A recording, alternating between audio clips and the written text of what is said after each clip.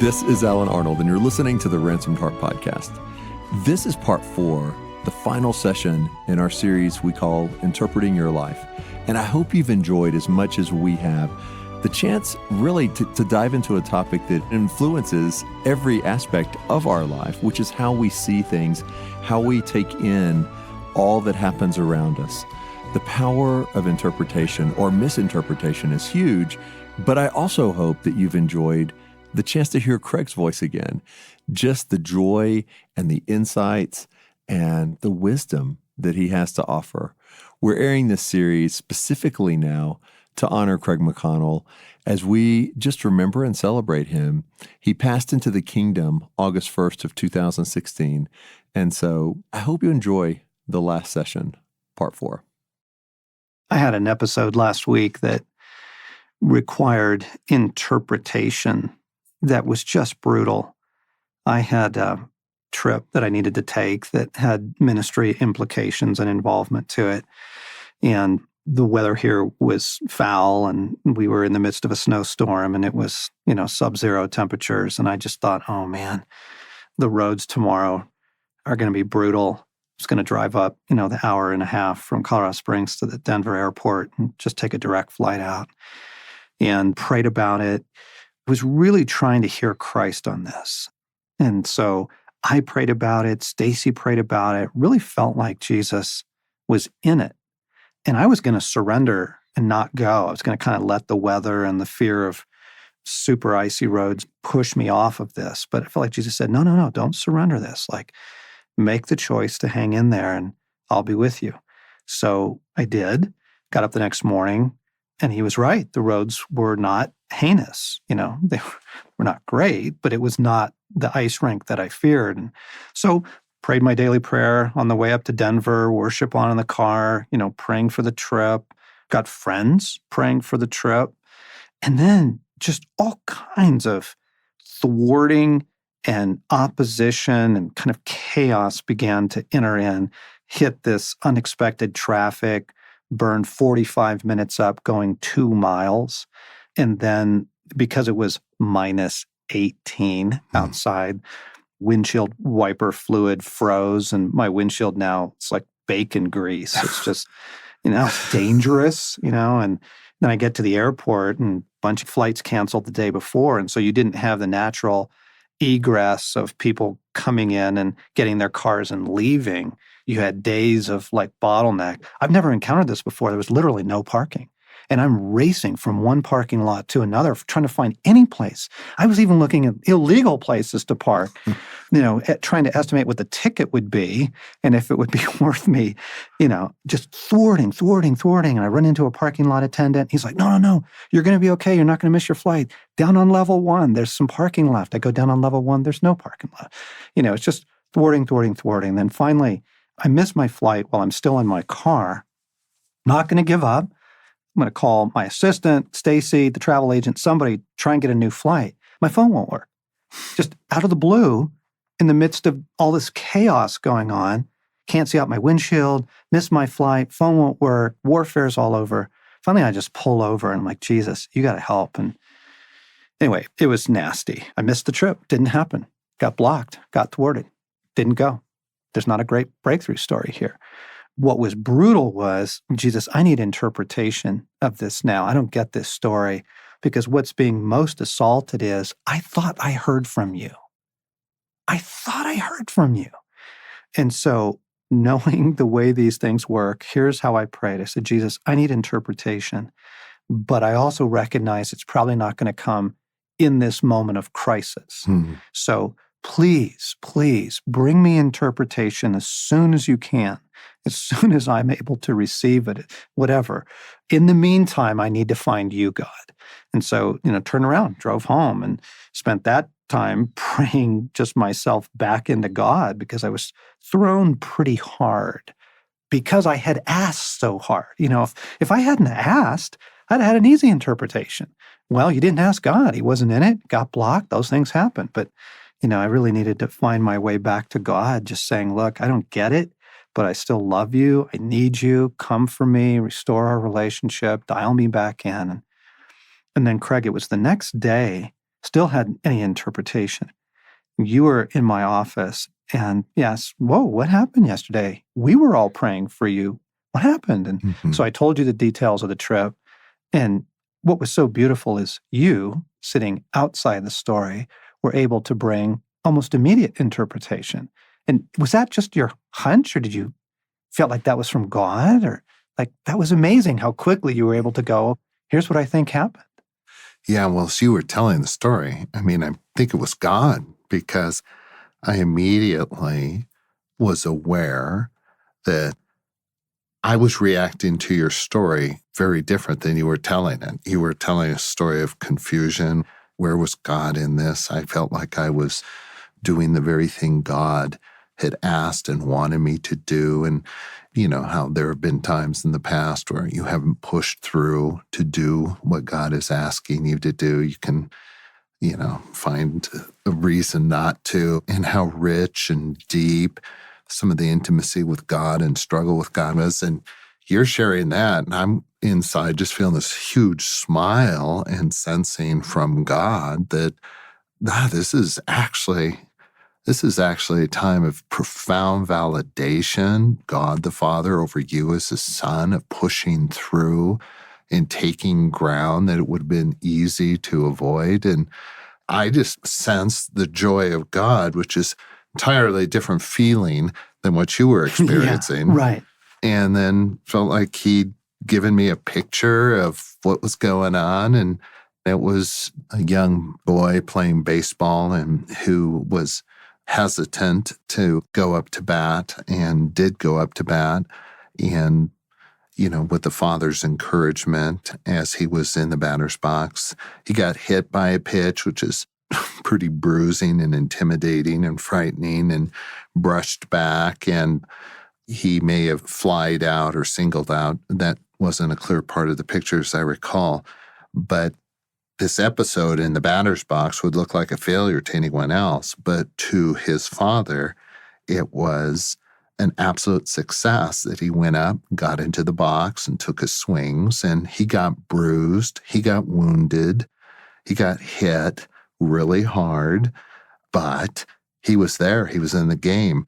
And I just had this sense, John, that what could be interpreted as the enemy thwarting and just no good came out of it while the enemy was involved and you took some hits and there was confusion, that actually, John, your driving up there was an act of absolute surrender, devotion, intimacy with God, and an act of repentance, and that you following through was just huge in God's pleasure. And you took a hit, and the enemy was just immediately involved trying to rob you of the validation and the joy and the intimacy in how you were living, and making it all about thwarting, all of that. Well, and what helped so much in the picture and in the interpretation was, I thought the warfare was about the trip.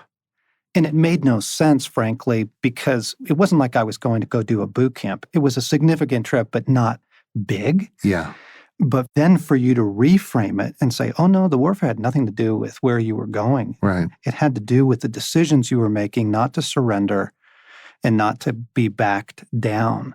And what you don't know is that, I've got a whole story with baseball and with failing there. And you've never even heard those stories.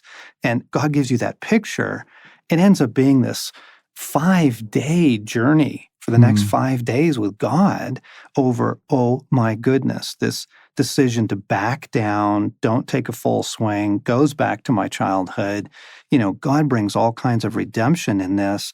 I thought the interpretation was battle around the trip, where in fact the interpretation was battle around the internal decisions to walk with God and shove those down and, hit you with a pitch, thwarting against that. Huge, huge, huge, huge.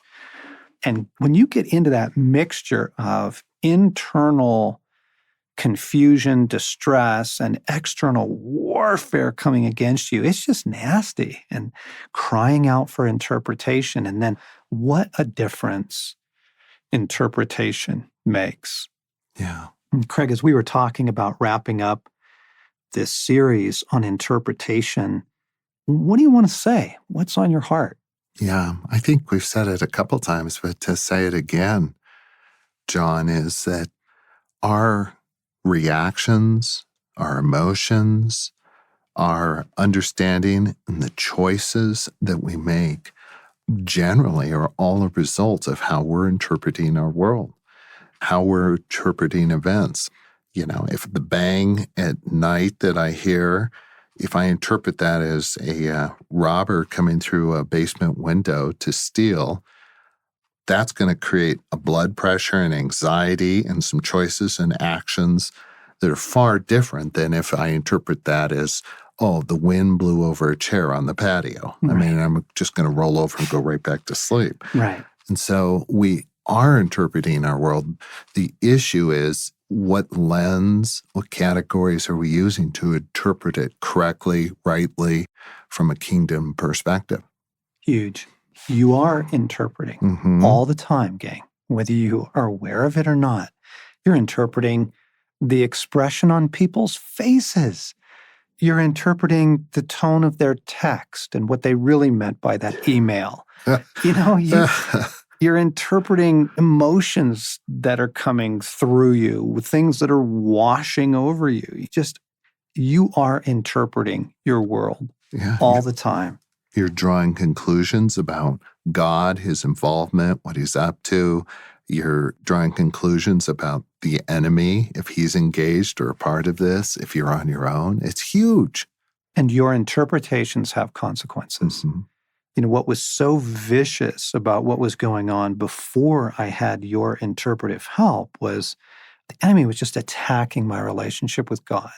And just you don't hear from God. And you take that away from me, at this point in my journey, hearing from God is everything for me. It's how I guide Ransomed Heart. It's just massive. And so your interpretations have very significant consequences. I think that's kind of wanted to say that. And therefore, what are you using? Yeah. What are the categories that you're thinking in as you interpret relationships, internal chaos, God, career? I mean, all kinds of things. John, let me throw out a couple of categories and you react to them, okay? A couple of the categories we've hit on is that ask Christ for his interpretation. Go to God. What's going on? What do you have to say? What's happening here, Lord? What's really going on would be one. And as with my story, give him some time to respond. Because oftentimes, if you're in an urgent distress, you're probably not going to get the interpretation in that moment. So ask, seek, cry out for interpretation, and give a little breathing room for him to bring it. Yeah, and as we said, sometimes that may be years before you get the full or an accurate, but he always will speak into what's going on in your life. The second thing I'd say is develop a biblical grid from which you can gain a wisdom to interpret your life. I mean, get to know God's word, which gives you new categories, examples. So a biblical understanding gives you a grid by which you're on solid ground in interpreting your world. And just by way of example, over the years, you and I have had a number of conversations about the nature of sin. And we've moved from a model where sin is primarily about behavior to a model where sin is primarily about where you look for life apart from God. It's issues of the heart, it's issues of unbelief, idolatry, and just to have that grid as you're listening to someone else's story and going, oh, I hear you. I know you think it's all about your circumstances, but I can see in your life ways in which you are chasing life apart from God. And so just having some of those kind of basic biblical grid categories gives you so much clarity as you're interpreting your own world and as you're helping other people interpret theirs. Yeah, I don't think we'd have a category of warfare without God's word just emphasizing that we have an enemy and a thief, and directing us to fight. It's huge. Yeah. The third one, John, is when it comes to interpreting our world, life circumstances, is the one you just illustrated, is I think we need to be known and listened to by a community of people who know us. You've written in a number of books is we need others to help us interpret our life. So we need to be connected to some community of people who know us, our story, what God's doing, and can speak into that. And again, don't go to despair. Friends, don't go to despair that you don't have that. By community, I mean, it may be one person. Right. And over time, our story of community has changed, evolved, grown, and sometimes it's felt rich and sometimes it's felt barren. Don't despair on that. You seek it, you look for it. But the other day, it was one person. It was you. It just needed someone else's eyes on the story. Yeah. I think another big category, and maybe one that we can kind of wrap up with, is context. I think if you have the category of context, it will help you so much in the interpretation of particular events or internal chaos or relational issues or whatever it may be. The people who live right now in Afghanistan operate with a certain context, which is very different from the people that live in Dallas. And the people in Dallas, because they don't live in Afghanistan, can make assumptions about life and dreams and desires and actions that they take and the necessity of prayer or not praying, the necessity of caution or not caution that people living in Afghanistan couldn't operate with, right? And I think most Christians think we live in Dallas when your context is Afghanistan. Like, really? You live in Afghanistan. And if you believed that, how would it shape your interpretation of things like disappointments or pain, heartache, suffering? Yes. Right? It would help you interpret. So context is everything, gang. And let me give you two pieces of context. Craig, you and I talk about it. First is you live in Afghanistan. You live in a world at war. And only as you let that shape your interpretation will you understand life. And I think only as you let that shape your interpretation will you understand life. For example, Craig, just the heartache, disappointment that your daughter and son just went through in an adoption situation. Yeah.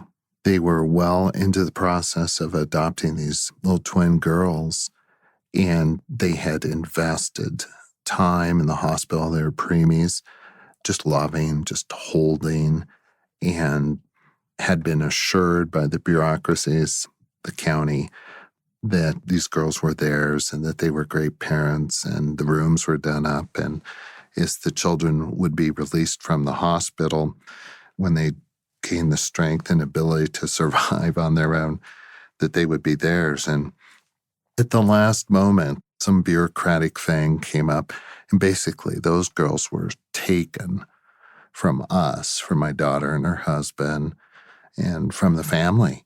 It was unjust. It was unfair. It was phenomenally cruel and bureaucratic, no regard for my daughter or son-in-law. And it just broke our hearts. And legal actions were possible. There were all kinds of things we could have done. It would have expended a mass amount of money and time, and there was no guarantee. And it just felt wrong. Horribly wrong, and particularly when the lives of two little innocent babies are involved. I felt like that God had rescued them through my daughters, and then they were stolen and taken. And I just kept thinking of the consequences and the impact, what could have been those girls' lives. And then what they had now was a horrible environment, situation, and adopting parents. It was wrong. Evil.